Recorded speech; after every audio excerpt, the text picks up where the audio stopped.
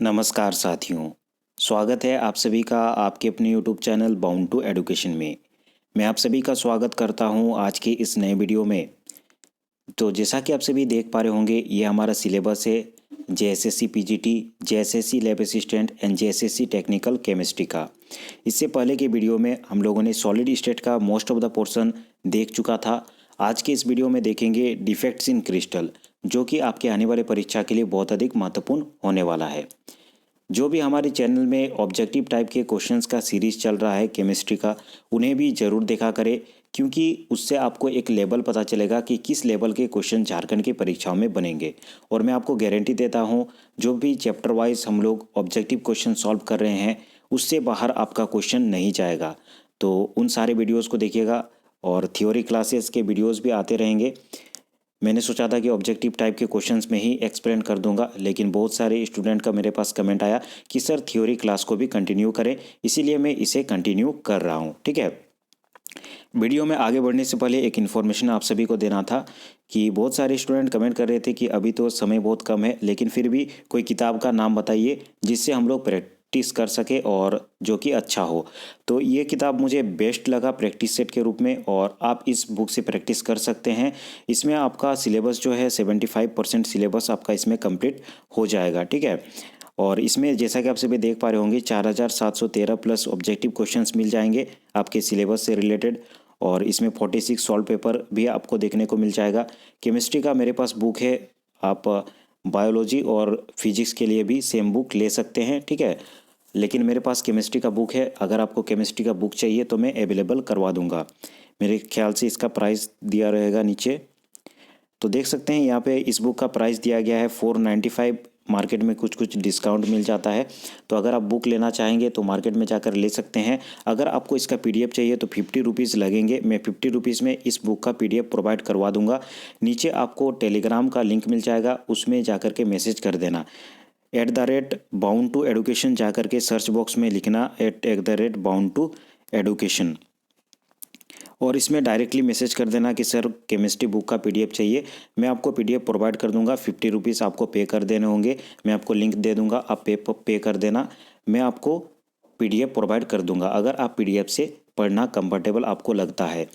चाहे पीडीएफ से पढ़ो या फिर बुक से पढ़ो, आपके परीक्षा तक आपका कोर्स कंप्लीट होना चाहिए, जिससे आपका जो मार्क्स है वो अच्छा आएगा, आपका मेरिट अच्छा बनेगा। ठीक है, तो चलिए इन्हीं सब बातों के साथ आज की इस वीडियो को शुरू करते हैं। आज का हमारा टॉपिक है डिफेक्ट्स इन क्रिस्टल। सबसे पहले जानते हैं डिफेक्ट्स होता क्या है। Irregularities in arrangement of constituent particles are called defect. इससे पहले हम लोगों ने क्रिस्टल लैटिस के बारे में पढ़ा था।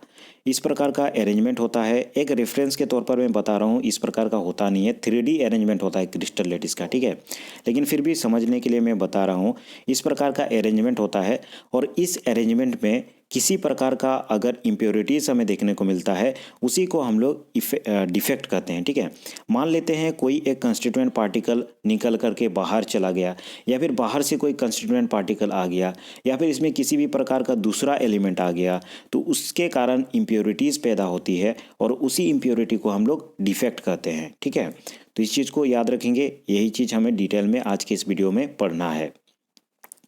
डिफेक्ट्स 2 टाइप के होते हैं, एक तो पॉइंट डिफेक्ट, दूसरा लाइन डिफेक्ट। आपके कोर्स में पॉइंट डिफेक्ट है, लेकिन फिर भी लाइन डिफेक्ट के बारे में थोड़ा सा जान लेते हैं। अगर गलती से जेएसएससी पागल हो गया तो आपका क्वेश्चन रह सकता है लाइन डिफेक्ट। वैसे भी जेएसएससी में जो भी क्वेश्चन रहते हैं उसका कोई माई बाप नहीं रहता है। ठीक है, लेकिन फिर भी उसी लेवल का हम लोग तैयारी करेंगे कि जेएसएससी किसी भी प्रकार का क्वेश्चन सेट करे, हम उसको सॉल्व करके आ पाएँ। पॉइंट डिफेक्ट जानते हैं। Point defect are the irregularities और deviation from ideal arrangement around a point और an atom in a crystalline substances. मान लेते हैं ये हम लोग का क्रिस्टल लैटिस का अरेंजमेंट है, इस प्रकार कंस्टिट्यूएंट पार्टिकल का हमारे पास अरेंजमेंट मौजूद है। ठीक है, इस अरेंजमेंट में कोई एक पॉइंट हम लोग मान लेते हैं ये पॉइंट है, और इसके चारों ओर अगर किसी प्रकार का डिफेक्ट होगा तो उसी को हम लोग पॉइंट डिफेक्ट कहते हैं। ठीक है, पॉइंट के अराउंड अगर कोई डिफेक्ट हमें देखने को मिलता है तो उसे हम लोग पॉइंट डिफेक्ट कहेंगे। नेक्स्ट पॉइंट है line defect. Line defects are the irregularities और deviation from ideal arrangement in entire row of lattice point. मान लेते हैं ये हमारा अरेंजमेंट है, स्पेशलिटी से कुछ भी मान ले, इस प्रकार का अरेंजमेंट हमें देखने को मिल रहा है। अगर किसी एक पॉइंट के अराउंड नहीं बल्कि पूरा लाइन ही डिफेक्टेड हो तो उसे हम लोग लाइन डिफेक्ट कहते हैं, ठीक है। इंटायर रो आपका डिफेक्टेड मिलेगा उसको हम लोग क्या कहेंगे, लाइन डिफेक्ट कहेंगे। तो लाइन डिफेक्ट और पॉइंट डिफेक्ट के बारे में आप लोगों ने जान लिया, बहुत अधिक इंपॉर्टेंट है, क्वेश्चन रह सकते हैं, ठीक है। चलिए पॉइंट डिफेक्ट को डिटेल में हमें पढ़ना है। पॉइंट डिफेक्ट को 3 भागों में हम लोग बांट सकते हैं। पहला है स्टोकियोमेट्रिक डिफेक्ट, दूसरा है इम्प्योरिटी डिफेक्ट, तीसरा है नॉन स्टोकियोमेट्रिक डिफेक्ट। स्टोकियोमेट्रिक डिफेक्ट के बारे में जानते हैं। स्टोकियोमेट्रिक डिफेक्ट में हालांकि डिफेक्ट होता है लेकिन फिर भी रेशियो जो होता है वो मेंटेन रहता है, ठीक है। एक चीज़ याद रखेंगे, स्टोकियोमेट्रिक डिफेक्ट में रेशियो हमेशा मेंटेन रहता है। मान लेते हैं हमारा क्रिस्टल अगर NaCl का है, Na+Cl-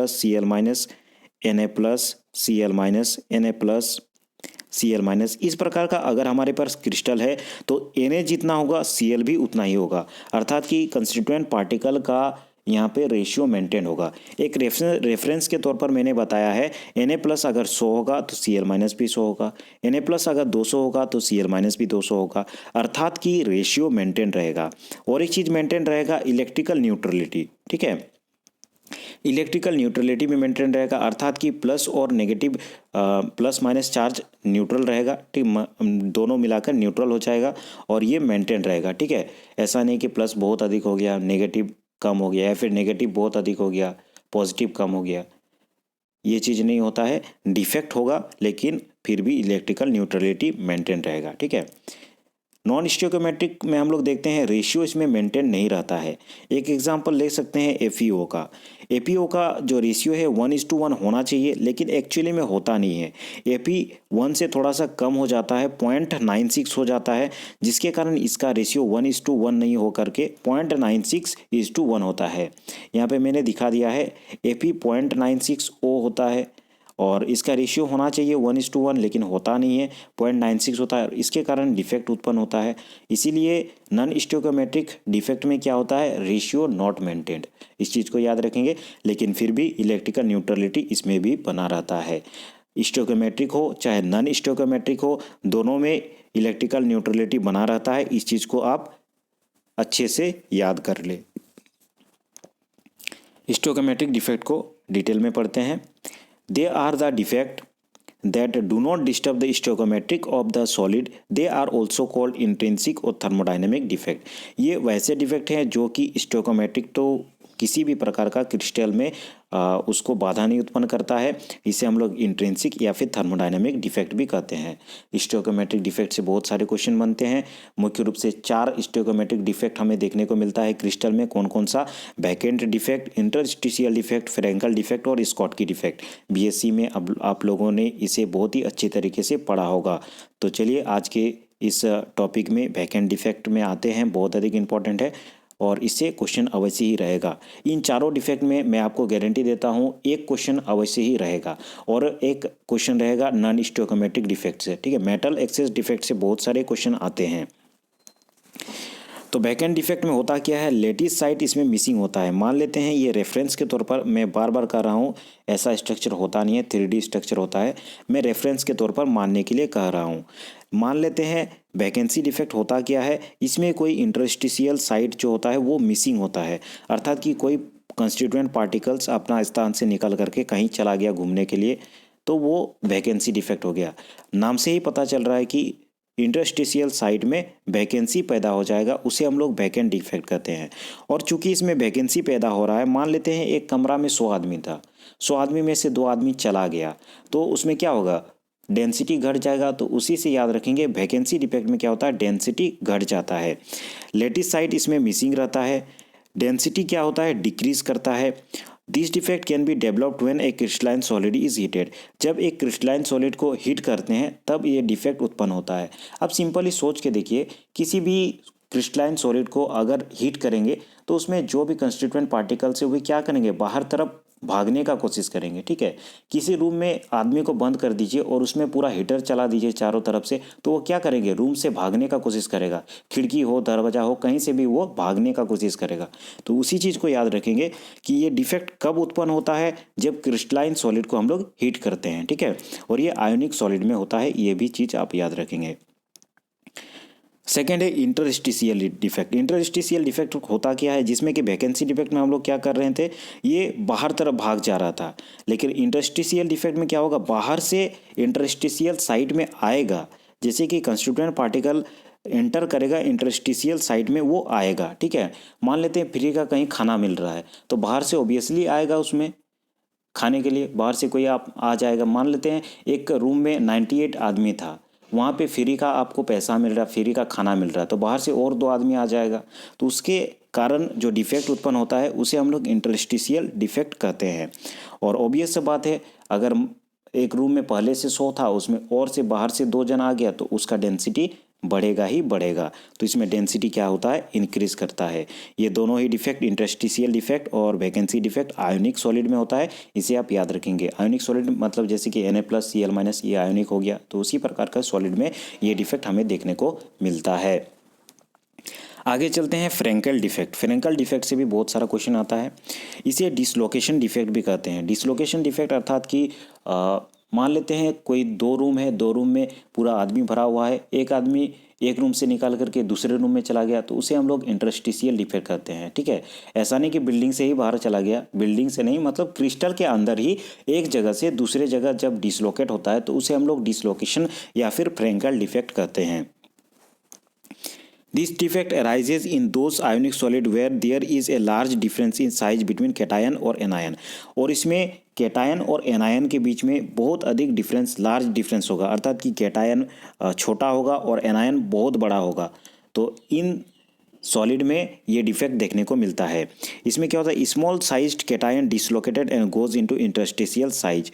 इसमें क्या होता है, जैसे कि यहाँ पे आप देख पा रहे होंगे, पता नहीं दिख रहा कि नहीं, थोड़ा सा जूम कर देता हूँ, बस समझ लीजिए, समझने का देरी है, समझ लीजिएगा तो चीज़ें आपका क्लियर हो जाएगा। ठीक है, जैसे कि यहाँ पे कैटायन डिसलोकेट हो गया, यहाँ से कैटायन हट करके दूसरा जगह पे चला गया है, अर्थात कि अपना मेन जगह को छोड़ करके दूसरे जगह पे चले जाना, इंटरस्टिशियल साइट में चला जाना, उसको हम लोग फ्रेंकल डिफेक्ट कहते हैं। इसमें डेंसिटी सेम रहता है। डेंसिटी सेम क्यों रहता है, चाहे आप रूम में एक जगह पे रहे या फिर दूसरे जगह पे रहे, डेंसिटी सेम रहेगा। ठीक है, तो उसे आप याद रखेंगे। डिसलोकेशन होता है लेकिन डेंसिटी सेम रहेगा, क्योंकि यहाँ पे बाहर कहीं भी नहीं जा रहा, बिल्डिंग से कोई बाहर नहीं जा रहा, बल्कि रूम से बाहर जा रहा है, इसीलिए उसका जो डेंसिटी है वो सेम रहेगा। ये किस प्रकार के एलिमेंट में दिखता है, जैसे कि ZnS, AgCl, AgBr, AgI, ये एग्जाम्पल मोस्ट इंपॉर्टेंट है, इसको देख लीजिएगा। इन सभी क्रिस्टल में आपको फ्रेंकल डिफेक्ट देखने को मिलेगा। ठीक है, लास्ट है स्कॉटकी डिफेक्ट। स्कॉटकी डिफेक्ट क्या है, जान लेते हैं। Equal number of anions and cations are missing. इसमें equal number of anions and cations are missing. ऊपर में हम लोग क्या देख रहे थे, कैटायंस डिसलोकेट हो रहा था, लेकिन इसमें इक्वल नंबर ऑफ, जितना एनायन डिसलोकेट होगा या फिर जितना एनायन हटेगा, उतना अधिक इसमें कैटायन भी हटेगा। इन दो solid where size of cation and anion compare. और इसमें कैटायन एंड एनायन का साइज जो होता है वो लगभग लगभग कंपेरेबल होता है। जैसे कि यहाँ पे एक अगर कैटायन हटा है तो एक एनायन भी हटेगा। इस प्रकार का आपको डिफेक्ट इसमें देखने को मिलेगा। और इसका कोऑर्डिनेशन नंबर भी हाई रहता है। और ऊपर में जो फ्रेंकल डिफेक्ट हम लोगों ने पढ़ा, इसका कोऑर्डिनेशन नंबर कम होगा। और स्कॉटकी डिफेक्ट में कोऑर्डिनेशन नंबर हाई होता है। और हाई कोऑर्डिनेशन वाले जो भी एलिमेंट है, जैसे कि NaCl, KCl, CaCl, AgBr, इन सब में दिखता है। एक चीज़ यहाँ पे इंपॉर्टेंट है, AgBr जो होता है ये फ्रेंकल डिफेक्ट और स्कॉटकी डिफेक्ट दोनों ही प्रकार का डिफेक्ट शो करता है। ये चीज़ आप याद रखेंगे, कितने बार कितने परीक्षाओं में पूछा गया है आप गिन भी नहीं सकते हैं। ठीक है, AgBr shows both Frenkel and Schottky defect. ठीक है, तो इन्हीं सब चीज़ों से हम लोगों ने जो स्टोकियोमेट्रिक डिफेक्ट था उसे कंप्लीट कर चुका है। अगर आपको किसी भी प्रकार का प्रॉब्लम है तो वीडियो को रिवाइंड करके फिर से देख लेना। आगे चलते हैं इम्प्योरिटी डिफेक्ट। वैसे मैं ऑब्जेक्टिव कराऊंगा तो इन सबको फिर से क्लियर करते हुए जाऊंगा, अभी थ्योरी थोड़ा सा समझ लें। Impurity defect, if molten NaCl containing a little amount of SrCl2 in is crystallized, some of the site of Na plus ions are occupied by Sr2 plus। अगर हम लोग molten Na plus containing a little amount molten Na plus जिसमें SrCl2 को crystallise करते हैं, इसमें क्या होता है, Na plus में कुछ कुछ Sr2 प्लस ऑक्यूपाई कर जाता है कुछ कुछ साइट में। ठीक है, इसमें मोल्टेन NaCl में SnCl2 इम्प्योरिटी ऐड कर रहे हैं तो इसमें इम्प्योरिटी डिफेक्ट हो रहा है। जैसे कि Na+Cl- Na+Cl- होना चाहिए था, लेकिन यहाँ Na+ के जगह में Sr2+ आ गया। ठीक है, तो इसे हम लोग इम्प्योरिटी डिफेक्ट कहेंगे। ठीक है, थोड़ा सा पढ़ लेना, इसमें हिंदी में लिख दिया है मैंने समझने के लिए। अब जानते हैं नॉन स्टोइकियोमेट्रिक डिफेक्ट होता क्या है। Ratio of Cp not maintain, इसमें जो भी कंस्टिट्यूएंट पार्टिकल है Cp अर्थात की constituent particle, ratio of constituent particle not maintain but electrical neutrality maintain. ये चीज़ याद रखेंगे, इलेक्ट्रिकल न्यूट्रलिटी स्टोइकियोमेट्रिक डिफेक्ट में भी मेंटेन रहता है और नॉन स्टोइकियोमेट्रिक डिफेक्ट में भी मेंटेन रहता है। रेशियो ऑफ कंस्टिट्यूएंट पार्टिकल यहाँ पे मेंटेन नहीं रहता है। इसमें मुख्य रूप से हमें पढ़ना है metal excess defect. Metal excess defect होता क्या है, मान लेते हैं एक क्रिस्टल है, एक क्रिस्टल में कैटायन एनायन से ज़्यादा हो गया या फिर एनायन कम हो गया, अर्थात कि किसी हाल में कैटायन का ज़्यादा होना चाहिए, तो उसे हम लोग मेटल एक्सेस डिफेक्ट कहते हैं। ठीक है, तो इसे आप याद रखेंगे। ड्यू टू इसका बहुत सारा आपको थ्योरीज मिल जाएगा, उतना थ्योरी पढ़ने का ज़रूरत है। मेटल एक्सेस डिफेक्ट में ही आपको 4-5 पेज का थ्योरी मिल जाएगा, अगर डिटेल में जाएंगे तो उतना चीज़ आपको जानने का ज़रूरत नहीं है। JSSC लेवल का पढ़िए, केमिस्ट्री आपका एक महासागर है, उतना महासागर में घुस के क्या ही कीजिएगा। ठीक है, मेटल एक्सेस डिफेक्ट में सिंपली आप जानिए कि इसमें कैटायन एनायन से अधिक हो जाता है। ठीक है, जैसे कि due to anionic vacancy, anionic vacancy के कारण, अर्थात कि किसी अगर कोई क्रिस्टल है उसमें एनायन हट जाता है तो ऑब्वियस सा बात है कैटायन उसमें ज़्यादा हो जाएगा। अगर एनायन हटता है, और एक चीज़ याद रखेंगे कि एनायन हटता भी है तो फिर भी हम लोगों ने क्या पढ़ा, उसमें इलेक्ट्रिकल न्यूट्रलिटी बना रहता है, अर्थात कि एनायन अगर हटता है तो उसका चार्ज तो कैटायन का ज़्यादा होना चाहिए, लेकिन वैसा होता नहीं है। इसमें Na वेपर में इलेक्ट्रॉन जो निकलता है वही इलेक्ट्रॉन उस साइड में आ जाता है, जिसके कारण इलेक्ट्रिकल न्यूट्रलिटी उसमें बना रहता है। ठीक है, इसको थोड़ा सा पॉज करके डिटेल में देख लेना, अब समझ जाइएगा। जैसे कि Na वेपर में उसका अगर उसको हेड करेंगे तो Na++Cl- वहाँ पे एक इलेक्ट्रॉन भी हमें निकलता है, और वही इलेक्ट्रॉन जहाँ पे Cl- निकलता है उसका पोजिशन में ऑक्यूपाई करता है। ठीक है, अर्थात कि चार्ज हमेशा मेंटेन रहता है। तो इस चीज़ को देख लीजिएगा, यहाँ पे कुछ कुछ मैंने थ्योरी लिख दिया है आपके लिए समझने के लिए। एनायोनिक वैकेंसी में अनपेयर्ड इलेक्ट्रॉन आकर के ऑक्यूपाई कर लेता है। ठीक है, इलेक्ट्रिकल उसमें मेंटेन रहता है। नीचे एक क्वेश्चन है metal excess defect due to extra cations, दूसरा पॉइंट है। इससे पहले में हम लोगों ने क्या पढ़ा कि एनायोनिक डिफेक्ट के कारण, अर्थात कि कोई एनायन निकल जाता है। दूसरा कारण ये भी हो सकता है कि मेटल एक्सेस डिफेक्ट कब हो सकता है, ड्यू टू एक्स्ट्रा कैटायन उसमें ऐड हो जाए। ठीक है, मेटल एक्सेस डिफेक्ट में कैटायन का संख्या किसी भी हालत में अधिक होगा तो मेटल एक्सेस डिफेक्ट होगा। एक तो एनायन कम होगा तो कैटायन ऑब्वियसली बड़ा होगा, और एक तो कैटायन ही अधिक हो जाएगा तो भी मेटल एक्सेस डिफेक्ट होता है। जैसे कि ZnO में अगर आप करेंगे Zn2+ half O2 2 electron, size small और येलो कलर, इसमें ZnO में हम लोग मेटल एक्सेस डिफेक्ट देखने को मिलता है। ये चीज़ आप याद रखेंगे। ठीक है, इसे थोड़ा सा देख लीजिएगा, सिंपल, उतना डीपली नहीं जाना है, और ऑब्जेक्टिव टाइप के क्वेश्चन में इसे अच्छे से मैं क्लियर कर दूंगा। ठीक है, ZnO जैसे जो भी एलिमेंट होते हैं उसमें मेटल एक्सेस डिफेक्ट हमें देखने को मिलता है। मेटल डेफिशिएंसी डिफेक्ट, इसमें कुछ अधिक नहीं जानना है। इसमें मेटल डेफिशिएंसी डिफेक्ट अर्थात कि जो कैटायन का कंस्टिट्यूएंट पार्टिकल का संख्या होता है वो कम हो जाता है, जिसके कारण मेटल डेफिशिएंसी डिफेक्ट हमें देखने को मिलता है। ठीक है, इसे वेरिएबल वैलेंसी भी इसका रीज़न होता है, वेरिएबल वैलेंसी के कारण भी मेटल डेफिशिएंसी डिफेक्ट हमें देखने को मिलता है। ठीक है, तो आज के इस वीडियो में इतना ही। हम लोगों ने सॉलिड स्टेट से संबंधित तमाम चीज़ों को जान लिया है। अगर इसी भी प्रकार आपको अन्य वीडियोस देखना है तो जाके चैनल के प्लेलिस्ट में विजिट कर लेना, वहाँ पे आपको सभी प्रकार के वीडियोस देखने को मिल जाएगा। अगर आपको केमिस्ट्री बुक का PDF चाहिए तो 50 रुपीज़ पे कर देना, टेलीग्राम पे मुझे मैसेज कर देना। टेलीग्राम में जा कर के सिंपली टाइप कर देना @bound2education। ठीक है, bound2education टाइप कर देना, यहाँ पे 2 लिख देना, इसे आप याद रखेंगे। इसे जैसे ही टाइप करेंगे तो मेरा ID आ जाएगा, वहाँ पे मैसेज कर देना कि सर मुझे केमिस्ट्री बुक का PDF चाहिए। मैं आपको PDF प्रोवाइड कर दूंगा, ओनली 50 रहेगा। देखो यार, 50 लगा करके अगर आपका 75% क्वेश्चन कवर हो जा रहे हैं तो कोई बड़ी बात नहीं है। 50 रुपीज़ मेरे ख्याल से आप शाम के नाश्ते में ख़त्म कर देते हैं, खर्चा कर देते हैं, किसी को गिफ्ट दे देते हैं, ठीक है। रिचार्ज भी आजकल 50 से ज़्यादा ही होता है। तो इसीलिए आप 50 रुपया लगा सकते हैं अपनी पढ़ाई के लिए। अगर आपको बुक से पढ़ना है तो बुक खरीद सकते हैं मार्केट से, या फिर आप इस PDF को प्रिंट भी करवा सकते हैं। क्लियरली आपको सारी चीज़ PDF में नज़र आ रहे हैं।